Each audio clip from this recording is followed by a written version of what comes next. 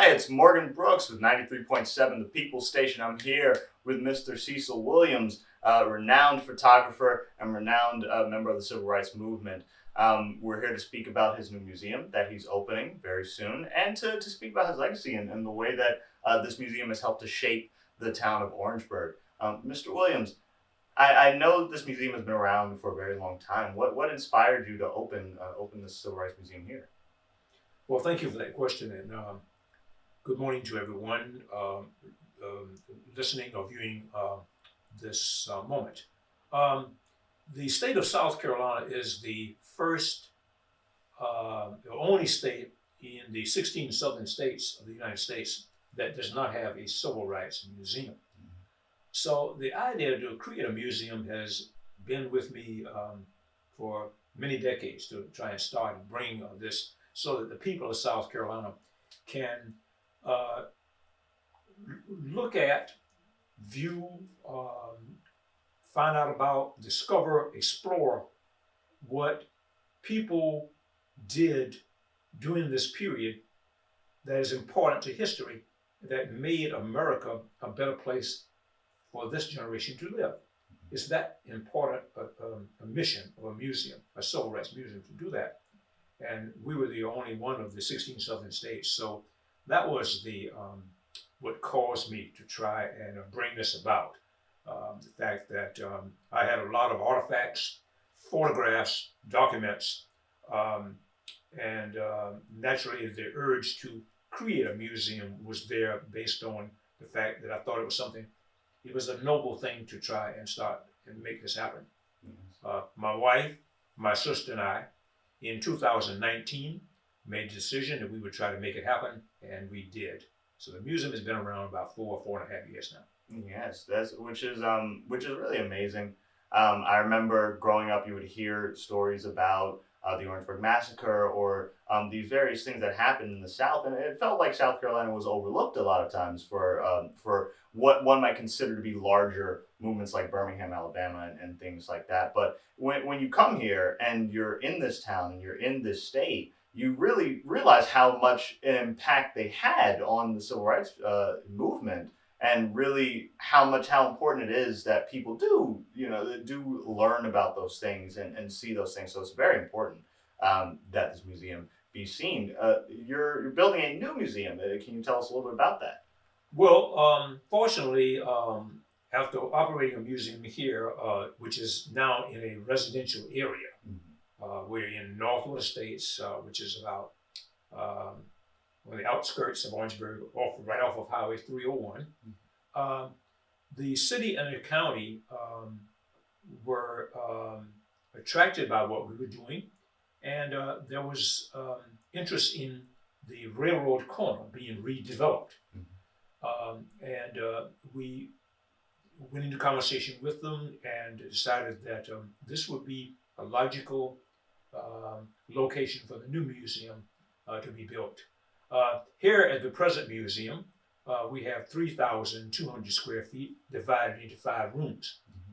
When the new museum is complete, which is, by the way, right across the street from South Carolina State and Claflin, or what is called the Railroad Corner, we will have 10,400 square feet. Wow. So we will have about triple the amount of space to put the exhibits and place the materials and the displays and the galleries so that we will be able to make a case for the fact that South Carolina was indeed not only the birthplace of the American Civil Rights Movement, but we were quite active in the many things that we did to make this a better country, a better America, a better South Carolina, a better Orangeburg. There will be student housing built in the surrounding areas. For example, this is on Boulevard that I'm speaking about. But around the corner of the boulevard, of course, you have Russell Street and Main Street, Orangeburg, and there will be student housing there for South Carolina State.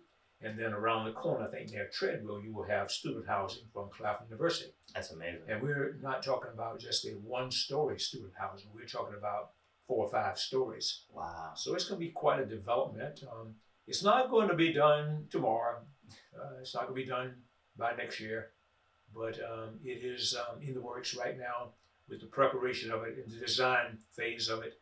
And we hope that everyone will follow us on this journey as we go about creating a bigger and better and the first South Carolina Civil Rights Museum. That's amazing. Speaking of following you on this journey, how can people get involved in both the building of this museum or the making of this museum? How can people in the community get involved to make sure this happens? Well, most people are expecting me to say that we need funds and we need financial support. And guess what? I'm not going to disappoint. I'm going to say that we do. It is one of the things that's needed because, again, the state of South Carolina not having a civil rights museum, us being the only one of the 16 southern states that is not, you can see that we have been overlooked by the state of South Carolina. Mm-hmm. What we are doing really should have been a task for the state of South Carolina to take pride in its accomplishments that helped to, again, tweak the Constitution, the 14th Amendment. The Civil Rights Movement was a very important period of time. And we want to make sure that we have an adequate space to showcase the exhibits that tell about this history. But other than financial help, we of course are gathering new collections almost on a weekly basis. If there are individuals who feel they have in their scrapbooks, in their attics, their garages, artifacts, photographs, or documents that pertain to the South Carolina Civil Rights Movement era, we'd be interested in looking at it. What I mean by the Civil Rights Movement era would be, and this is not precisely cast in stone or set in stone, but we're talking about a period between 1950 and 1970. And then we color outside the lines a little bit by including such things as some of the activities leading up to us electing a black first president of the United States. And we color out of the lines a little bit by including such events as that tragic event in Charleston, South Carolina, where 9 churchgoers were killed by a crazed gunman who was fantasizing on the Confederate flag and the fact that he wanted to create a race riot. So the exhibits certainly that are pertinent to South Carolina's history are the ones we will be featuring. But a lot of people do not realize that the importance of the Civil Rights Movement era and what happened during the period of time when people here in this state and others as well began to march, to demonstrate, and had activities that pointed to the fact that in America at the time, we as African Americans were not treated fairly. There was a time we could not vote or even register to vote. And the Civil Rights Movement, again, helped to eliminate that discrimination. There were times in America when we as African Americans could very simply not even go into a store and buy a hamburger or stay in a motel or hotel because of our race, or go to a restroom traveling along the interstates or roads of South Carolina, not even having access to restrooms. And then of course, the pinnacle thing that was the focus of racism and discrimination was, of course, in education. The school facilities were segregated. Often, we were forced to go to schools that were not adequately built, not heated or cooled, did not have school books and school materials to be able to learn. But nevertheless, you can see that due to our tenacity and our ability to overcome hardships, that not only did we come out of that situation and rise, but we also began to flourish, again, to take advantage, to really move ourselves to a different kind of level in this country. Here, this is supposed to be the greatest nation on the face of the earth. But at the time, you had people who were not able to enjoy the fruits and benefits of living in a democratic society. That now is behind us, mostly on the surface. Yes. Although we cannot legislate people's hearts and minds, unfortunately, even today. there is much racism and discrimination still existing. Yes. So hopefully the museum will be a reminder that at least we overcame those obvious obstacles that stood in our path. And civil rights are for everyone. It's not just a black history we'll be speaking about.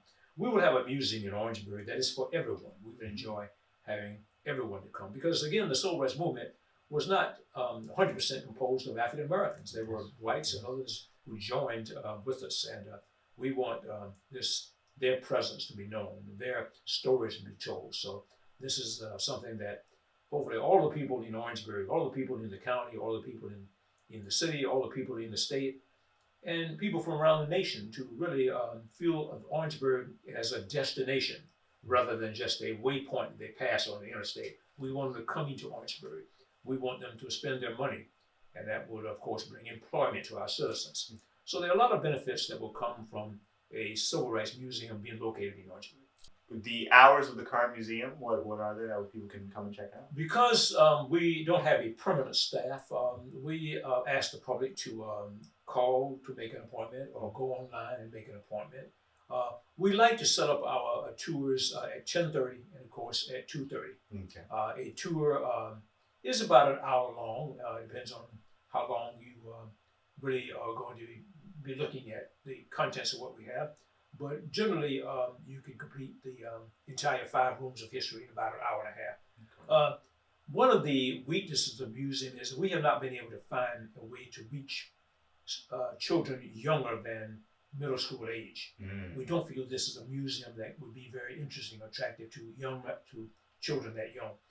But from middle age children and on and beyond, we feel the exhibits we have will be very interesting and powerful to them. Okay. Is there any initiatives or any ideas that you're working on to maybe increase the interest to younger children as well? Yes, and also let me say there's no charge to come to our museum as well. I forgot to mention that. Of course, we rely and hope that people will donate to our museum. We have a gift shop, of course, that helps to supplement that. Yes, we are working on ideas to be able to impact a greater number of individuals of all ages and all ranges. For example, we feel by using interactive kind of media installations that children can touch and feel. This would be one way we can reach that group as well. Okay. But right now, and the foreseeable future, again, from middle school age children and beyond, is can find the museum, I think, very interesting. Yes. What number should people call, or what website should people visit to schedule an appointment? They can call me personally. I don't have an answering service. Of course, it would take a message, but usually I answer my own phone calls. So they can reach us at 803-347-8001. Or another number would be 803-531-1662. If you didn't write that down, just look on your phone and put in Cecil Williams or Cecil Williams Museum, and I think it will enable you to navigate to our website. We have a website where we have the names of all of the people that have supported the museum, no matter how small a contribution. In fact, unlike a lot of nonprofits and other places, we accept donations of even $1. We know that students don't have a lot of money available, and so we allow them to say even donate as little as $1, and that will make a contribution. Because many dollars makes, after a while, it adds up. So every little bit of help to the museum is appreciated. We rely on the public as a 501c3, which is a nonprofit. And of course, more substantial donations, of course, we give them a receipt that's also 100% tax deductible. So if you are paying tax, look at maybe giving it to a charity or to a nonprofit that we are, because it is completely deductible. Businesses and individuals who are in that category who will really have to pay. Otherwise, if you're going to be paying the federal or state government, you're having to make a bond. Or maybe something else that you don't have control of. Yeah. But here you would have some impact on making a contribution to something that benefits the entire general public. Yes. Yes. And I know before we get out of here, I know that we've talked about this a little bit and we've circled around it as well. But I definitely want to ask you what do you hope that this museum will inspire in people, or what do you hope that this will leave behind in people's minds at long before you or I are still here? What is your hope for this museum? We're hoping that the museum will be perpetually a statement of the uh, power of people to help to tweak and change our laws and our government into the kind of country and the kind of environment we want to live in. You see, in effect, we are the government. Yes. We may not be an elected official, but still yet it's made up of individuals, and it's up to us. The changes that have been placed on or that have happened to our laws were changes that came from individuals. If something is unfair, if something is wrong, or people are being uh, punished, or if people are being affected negatively by laws, it's up to us to tweak those laws so they will be beneficial to mankind. So a museum stands as a testament to those people who sacrifice, especially to overcome racism and discrimination.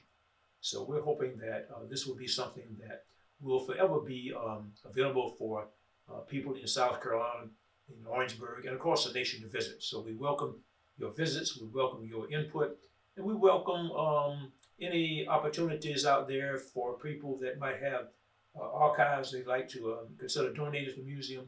Please do come forward with them as well. I want to thank you and your station for the opportunity to speak with the audience today, and please come back again. I most definitely will. I'm a big proponent of museums. I love the space that you have here. I remember walking in this room and seeing that; it almost terrified me. This I was like, oh no. But it is a wonderful place. It's a wonderful space. I really love it. It's beautiful from the outside. Again, this has been Morgan Brooks with 93.7 The People's Station. I'm here with Cecil Williams. It has been an absolute pleasure to speak with you. I'm in awe of what you have done, and I'm in awe of what you have built, and it has been absolutely beautiful. Thank you for watching, and hopefully you will come back again to watch something in the future.